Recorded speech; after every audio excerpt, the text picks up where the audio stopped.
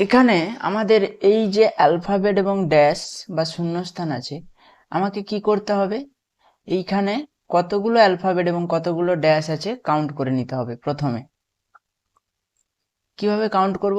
3 3 6 4 10 2 12 3 15টা। দেখতে পাচ্ছি মোট 15টা আছে। কেউ একটা একটা করে পারলে গুনতি করবে। 15টি মোট অ্যালফাবেট বসার জায়গা আছে। 15কে যদি আমি ভাঙি, 3 গুণিতক 5 15 হতে পারে, আর কোনোভাবে হবে না। এখন দেখো অ্যালফাবেট কতগুলো আছে, কতগুলো টাইপের অ্যালফাবেট আছে। এ আছে, সি আছে, বি আছে। অ্যালফাবেট আছে কতগুলো? 3টে টাইপের, 3 টাইপ, এ বি সি। এখানে দেখো পরপর এ, পরপর বি বা পরপর সি কোনোটাতে নেই।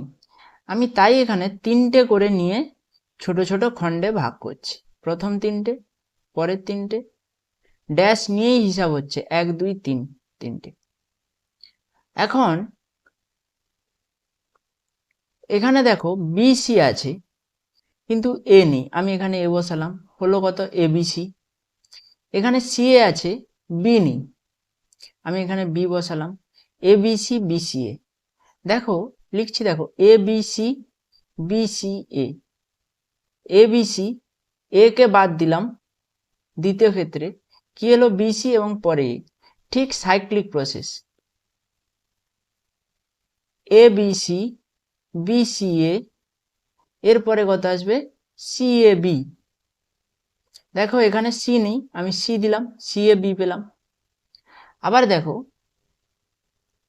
এ আছে, সি আছে, মাঝখানে ফাঁকা আছে, আমি মাঝখানে বি নিলাম। সি আছে, এ আছে, সামনে ফাঁকা আছে, সামনে আমি বি নিলাম। সাইক্লিক প্রসেস পাচ্ছি দেখো প্রথম থেকে, মানে বৃত্তাকার পদ্ধতি। A B C B C A, B কে বাদ দেব, C A B, C K বাদ দেব, আবার পাবো কত?